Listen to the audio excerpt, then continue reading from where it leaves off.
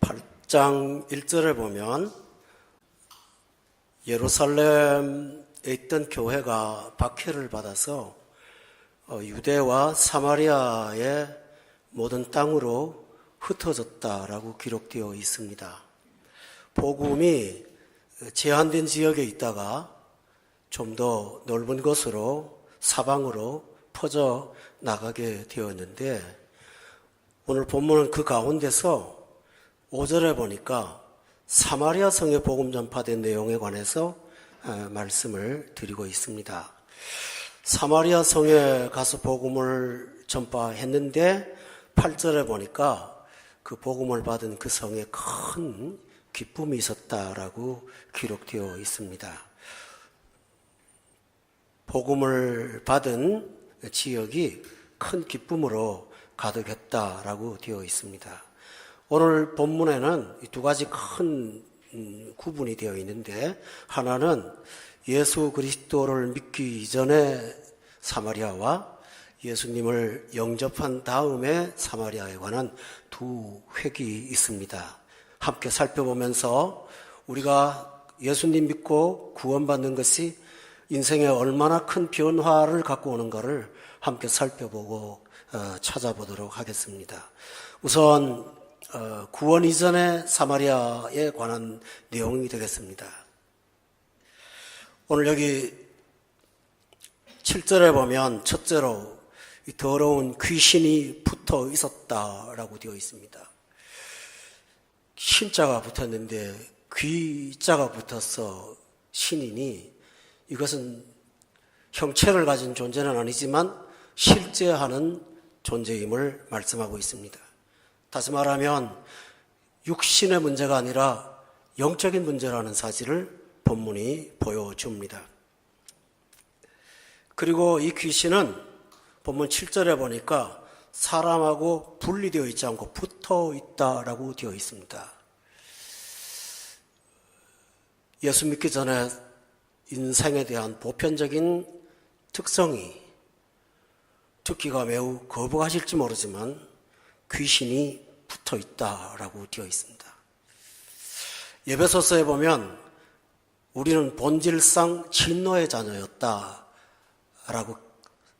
말씀합니다.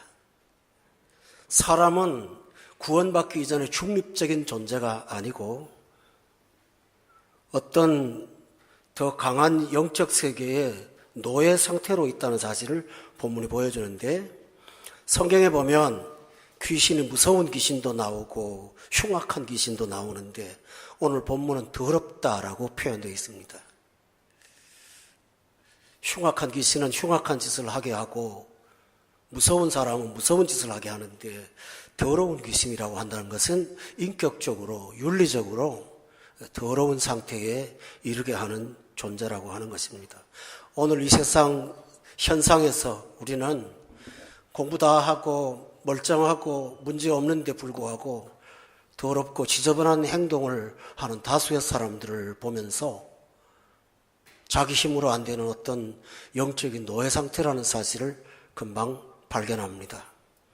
그런데 성경은 어떤 특수한 사람이 더럽은 것이 아니고 우리 모두가 다 과거에 더러운 삶을 살았다고 고백하고 있습니다. 여러분, 예수 믿기 전의 사람들, 예수님 없는 사람은 바로 영적 노예라는 사실을 본문이 보여줍니다. 그러므로 이 상태에서 해방되어야만 사람에게 온전한 삶이 주어집니다. 구원이 필요합니다. 두 번째로는 오늘 본문에 보면 7절에 중풍병자와 못 걷는 사람이 그 속에 많이 있었다고 기록되어 있습니다. 이 중풍병은 피가 제대로 통하지 않거나 머리에 굳은 피가 신경을 눌러서 사지를 쓰지 못하게 하는 그 질병입니다. 2000년 전에도 있었지만 지금도 이 병은 의학적으로 치료가 불가능합니다. 언제 어떻게 될지 모르죠. 중풍병자와 못 걷는 자를 본문이 연결시키는 까닭은 영적으로 노예 상태가 된 사람들은 어떤 부분의 삶이 마비되어 있습니다. 가정에서는 참 잘하는데 직장에서는 삶이 마비된 사람이 있는가 하면, 바깥에서는 참 인정받는 사람인데 자녀들과 가정에서는 그 부모의 삶을 살지 못하는, 왜 하고 싶지 않겠습니까? 마비되어 있기 때문입니다. 마음의 선을 원하지만 할 수 있는 힘이 없습니다. 선을 기뻐하지만 실제로는 되지 않습니다. 왜 그럴까요? 행위가 마비되어 있기 때문입니다. 오늘 구원 없는 사람들의 삶은 본인이 선을 원한다고 해도 실현될 수가 없습니다. 성경은 이렇게 말합니다. 사람이 할 수도 없습니다. 이 인간의 특성입니다. 마음은 원이지만 육체가 약해서 감당하지 못하고 스스로 죄 속에 빠져 사는 것이 구원 없는 삶의 전형이라는 사실을 우리는 기억해야 됩니다. 그러므로 이런 사람을 해방할 수 있는 방법은 세상에는 아무것도 없고 구원밖에 없음을 성경이 증언하는 것입니다. 세 번째로, 구원 이전의 사람은 자유인이 아닙니다. 영적인 노예일 뿐만 아니라 사람의 노예가 대부분 되어 있습니다. 본문의 9절에 보면 그 성에 시몬이라는 사람이 전부터 있었다라고 되어 있습니다. 어쩌다가 출현해서 갑자기 행동한 것이 아니고 오랜 세월 동안 사람들을 지배했다라고 되어 있습니다.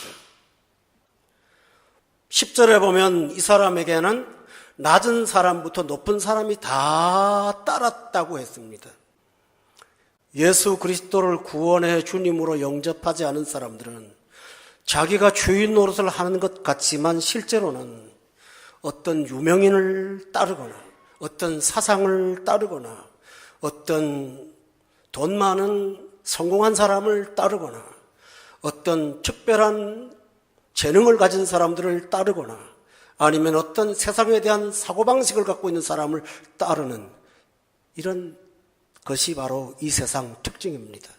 성경은 에베소서에서 우리가 전에는 이 세상의 친을 쫓고 육체와 정욕을 따라 살았던 사람이라고 말하고 있습니다. 그러므로 구원이 없으면 누군가를 따르게 되어 있습니다. 사람한테 실망하면서 여전히 다른 대상을 기대하고 살다가 또 실망하는 게 사람이 아닐까요? 어린 시절에 행복했던, 순전했던 시간들이 지나면서 가까운 사람들로부터 실망하고 고통당하다가 또 다른 대상을 만나 기대했지만 어느 정도 가다가 실망하고, 우리 이럴 때가 얼마나 많이 있습니까? 나이가 들어갈수록 아무도 믿지 않는 이런 상태가 되는 까닭은 평생을 따라다닌 하나의 결과일 뿐입니다. 어떤 사람들이 사람을 따르게 합니까? 9절에 보면 자칭 큰 자라 자기를 만들어가고 사람을 따르도록 자기를 만들어가는, 조성하는 오늘 현대사회의 사람들 많이 있습니다. 그러므로 예수 없으면 대부분의 모든 사람들은 누군가를 따라가는 종속된 사람이지 자유인이 아닙니다. 오죽하면 예수님께서 진리가 너희를 자유케 하리라, 아들이 너희를 자유케 하리라고 말했을까요? 실제로 그리스도 없는 삶은 자유가 없습니다. 그러므로 구원이 필요합니다. 네 번째로, 구원 없는 삶은 속으며 살아갑니다. 오늘 본문의 9절에 보면 시몬이라는 사람이 전부터 있어 마술을 행했다라고 되어 있습니다. 마술의 특성이 뭘까요? 속임수입니다. 저 유명한 마술단 공연이 있는데요, 꼭 앞에 나와서 해설자가 이것은 거짓말이니까 너무 충격받지 마세요. 왜냐하면 톱으로 여성을 자르는 게 나오거든요. 이거 거짓말이니까 너무 쇼크 받지 마세요. 그런데 이 세상은 대부분 마술을 행합니다. 예수님께서 가나의 혼인잔치에 처음 나타나셨을 때 포도주 떨어졌던 것 기억합니다. 그런데 예수님이 물로 포도주를 만드셨습니다. 회당장에 갖다 주었더니 회당장이 이 맛을 보고 그 신랑을 부릅니다. 그리고 중요한 말을 합니다. 사람마다 처음에 좋은 것을 내고 취한 후에 낮은 것을 내거늘. 여기 강조점은 어떤 사람이 아니라 사람마다 그럽니다. 속임수입니다. 우리 성도님들은 그렇지 않은 게 가끔 젊은 아이들이 민낯을 내놓을 수가 없다. 뭐 이런 말을 씁니다. 요즘에 사진 누가 믿습니까? 조금 고치면 추녀가 미녀가 됩니다. 어떤 면에서 사람들은 어떤 목적을 위해서 속임수를 쓰고 있고 이 세상은 실제보다는 속임수에 의해서 사람들이 끌려다닙니다. 여러분, 진리를 믿지 않으면 예수 그리스도가 참된 비침을 거부한다면 세상의 모든 것들로부터 여러분은 속임을 당하게 될 것입니다. 성경은 이렇게 말합니다. 도둑이 온 것은 양으로 하여금 생명을 빼앗고 멸망시키라는 것뿐이요. 내가 온 것은 생명을 얻고 풍성케 하는 것이라고 말씀하여 주셨습니다. 그러므로 예수 없는 삶은 영안이 어두워지기 때문에 속임수라는 사실 자체도 알지 못하고 본인도 속임을 하며 살아가게 되어 있습니다. 심각한 문제는 본문 9절에 보면 마술을 행하여 사람들을 놀라게 하는데 사람들은 그 사람이 자칭 말하지 않았지만 10절에 보니까 이 사람은 크다 일컫는 하나님의 능력이라고 착각했다라는 것입니다. 근데 진짜 심각한 거짓말은 뭘까요? 마술을 행하는데 사람들이 스스로 10절에 보니까 이거 하나님 능력이야 라고 한다는 것입니다. 다시 말하면 하나님과 전혀 관련이 없는데 사람들은 이것이 참된 믿음이야 라고 말한다는 것입니다. 이단과 사교의 특징은 어떤 이적과 표적을 통해서 마치 하나님이 자신을 통해서 역사하는 것처럼 사람들을 호도한다라고 하는 것입니다. 그래서 오늘 많은 사람들은 성경의 객관적인 진리보다는 외부에 나타난 어떤 증상들을 통해서 저게 진짜 하나님의 능력이야. 근데 그들은 표적과 기사가 하나님의 능력 자체라는 증거로 말하고 있습니다. 오늘 이 세상의 사람들이 내가 세상에서 속임수를 당한다고까지 여긴다면 괜찮을 수 있어요. 그러나 이게 하나님의 능력이라고 착각한다면 구원을 갈망하지도 않죠. 이미 나는 구원받은 사람이라고 생각하기 때문입니다. 여러분, 참 복음 없으면 이렇게 영육 간에 신앙적으로 본인도 모르게 파멸에 빠질 수 있다는 사실을 성경이 말씀하고 있습니다. 이게 사마리아의 예수 믿기 전 과거였습니다. 우리가 다 모태신앙일지라도 우리는 대부분 그러한 삶을 살아온 사람들입니다. 그런데 하나님께서 이 사마리아를 구원하기를 계획하셨습니다. 우리의 구원을 하나님이 계획하십니다. 기억하세요? 예수님께서 갈릴리 지방을 가시다가 예루살렘에 가시는데 제자들이 만류함에도 불구하고 사마리아로 통과하여야겠다고 말씀하십니다. 요한복음 4장이에요. 그리고 승천하시기 직전 제자들에게 오직 성령이 임하면 너희가 권능을 받고 예루살렘과 유대와 그 다음에 중요한 말을 합니다. 사마리아와 이렇게 말씀하셨습니다.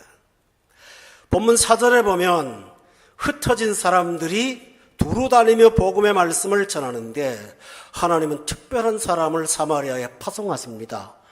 그 5절에 보니까 빌립이 사마리아 성에 내려가도록 하셨습니다. 여러분, 예루살렘 교회가 구제 문제로 분쟁이 일어났을 때 7명의 집사를 선택했습니다. 그때 첫 번째 집사가 스데반이었습니다. 그리고 두 번째 집사가 빌립입니다. 스데반 어디 갔나요? 순교했습니다. 남아있는 리더가 빌립입니다.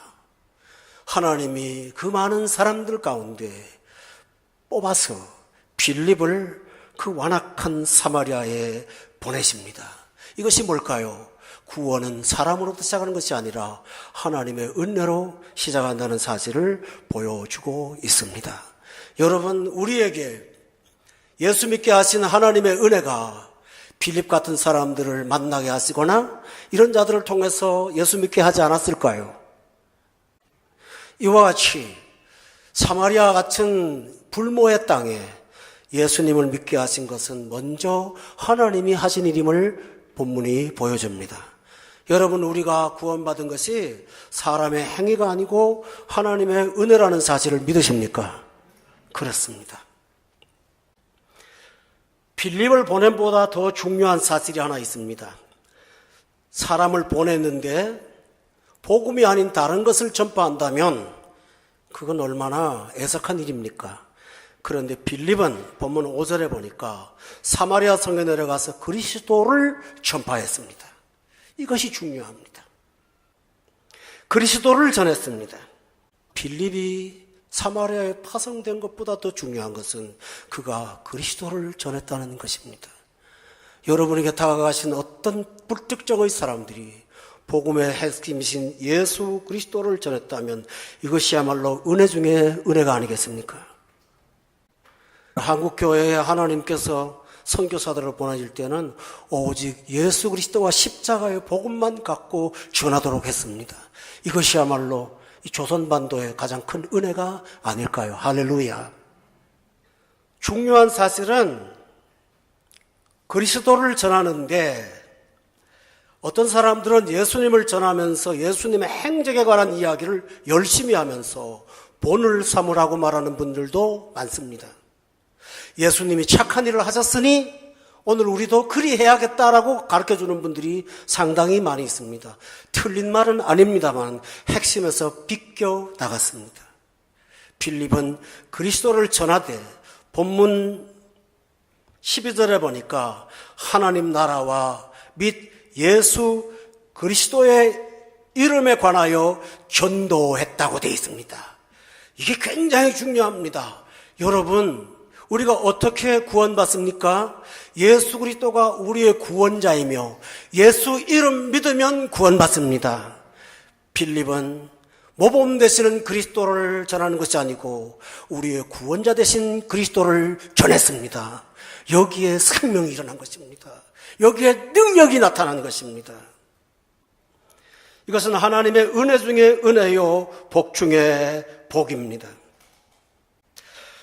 중요한 사실은 빌립은 사마리아 성 사람들한테 적합한 사람이었다라는 사실입니다. 사마리아 사람하고 유대 사람들은 적대 관계에 있었습니다. 정통 유대인이 왔더라면 거부감 때문에 복음을 쉽게 받아들이지 못했을 것입니다.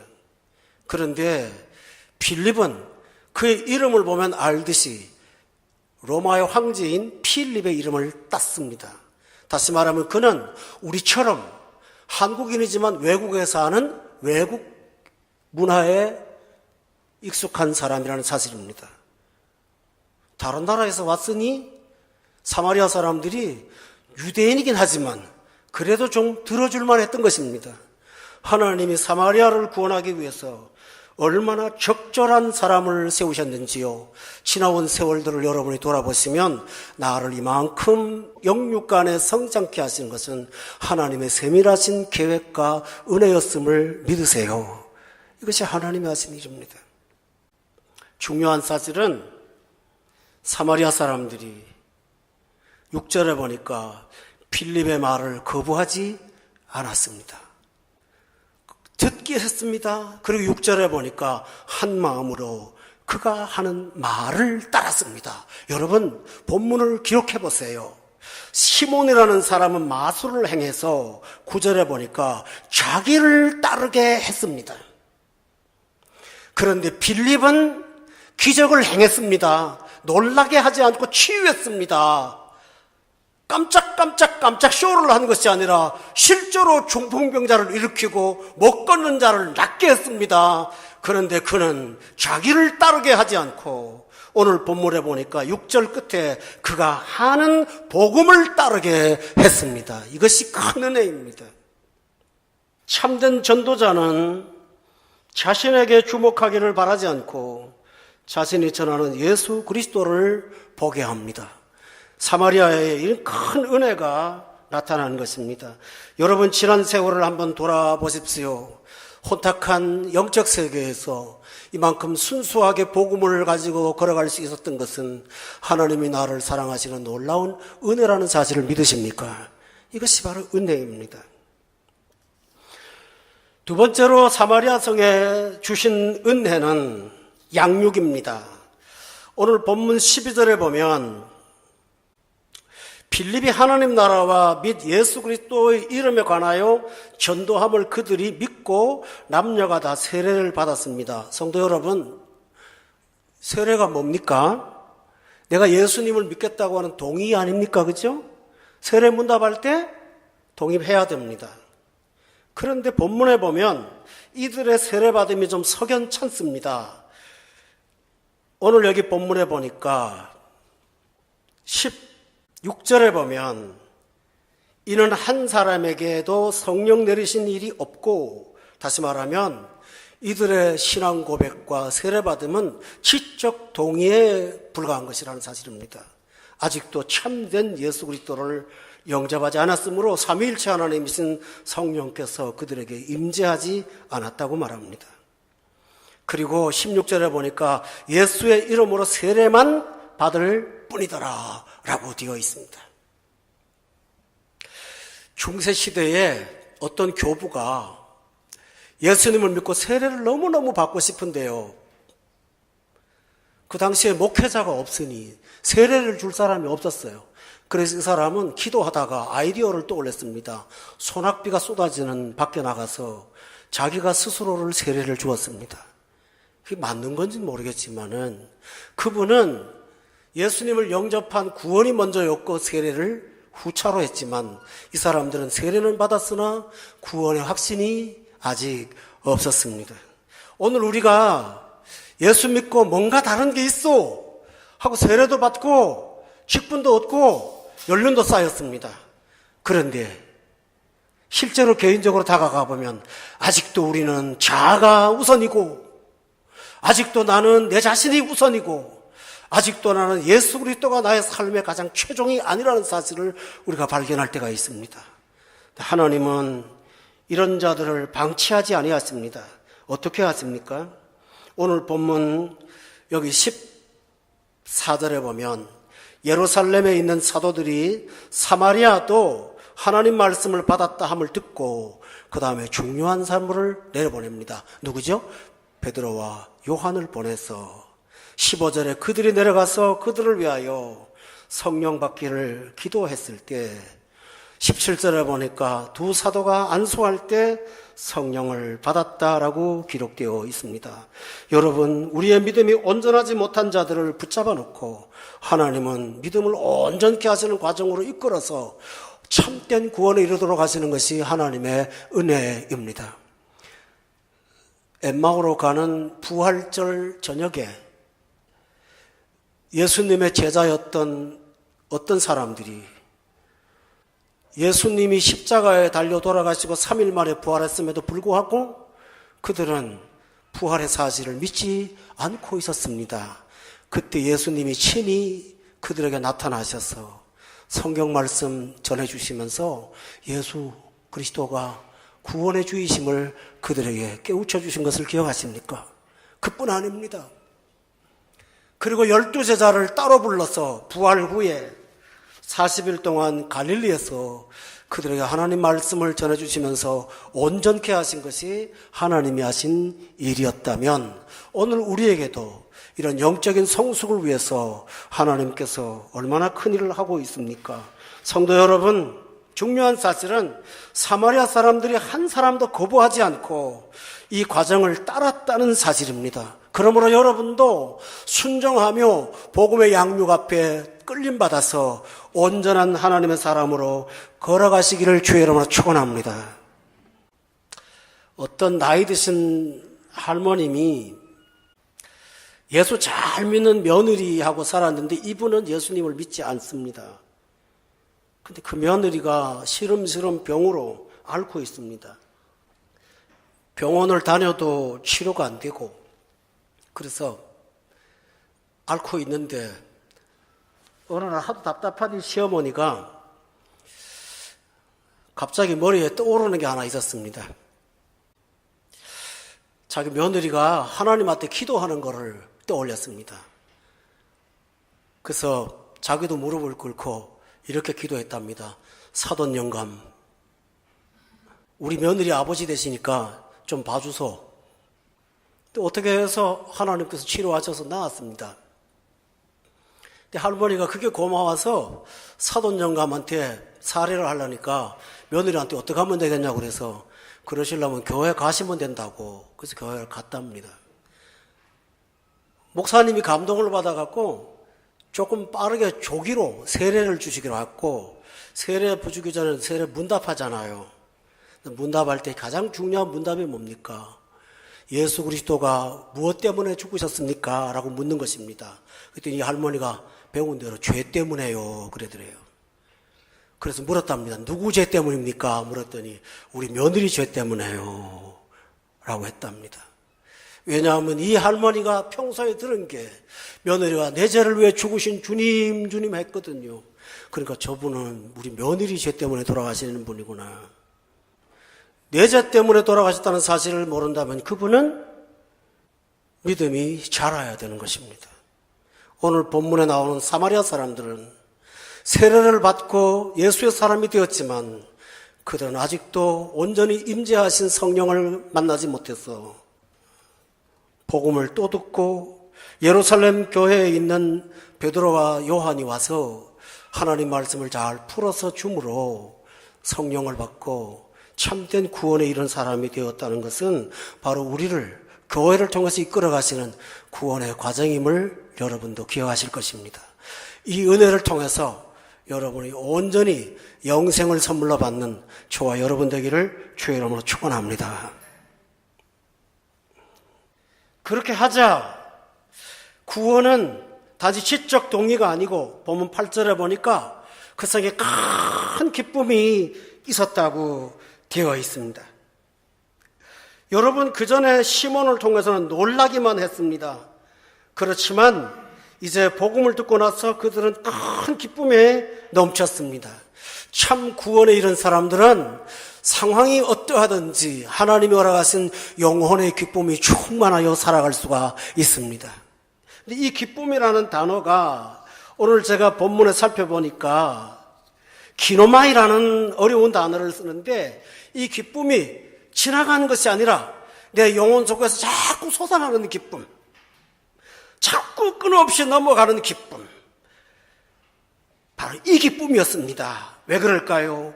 복음을 들었는데 신기한 일이 벌어졌습니다. 본문 7절에 보니까 귀신이 그들에게 떠나갔습니다. 그런데 그냥 떠나가지 않고 크게 소리 지르면서 떠났습니다. 이게 뭘까요? 살려주세요 하고 도망갔다는 얘기입니다.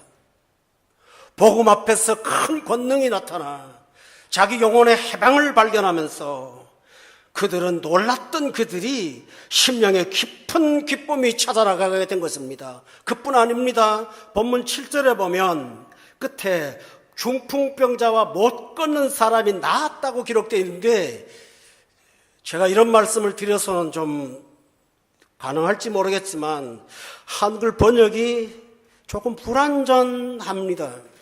이게 나았다고 하고 아니고, 사전에 어떤 목사님이 이거 아니라고 그래서 제가 찾아봤더니 나은이라가 아니고요. 정확하게 말하면 못 걷는 사람이 일어나 그들을 섬기니라고 되어 있더라고요. 다시 말하면 다른 사람의 손에 의존해서 살았던 사람들이 예수님을 영접하고 이제는 사람들을 돕는 사람으로 바뀌는 걸 보면서 이성의 사람들은 크게 기뻤다고 된 것입니다. 무용지물로 살면서 다른 사람을 힘들게 하던 사람이 예수 그리스도를 영접하고 다른 사람을 구원으로 이끄는 사람으로 바뀌는 것을 보면서 그들의 영혼이 크게 기뻐했다라고 기록되어 있는 것입니다. 사랑하는 교우 여러분, 이 복음의 과정 속에 여러분을 맡기십시오. 그리고 그 순간순간마다 순종으로 받아들이십시오. 그리고 그때그때마다 찾아오시는 하나님의 은혜를 마음을 활짝 열고 받아들이시는 여러분 되기를 주의 이름으로 축원합니다. 그리고 나서 큰 기쁨으로 살아가시는 저와 여러분 되시기를 예수 이름으로 축원합니다. 기도하겠습니다.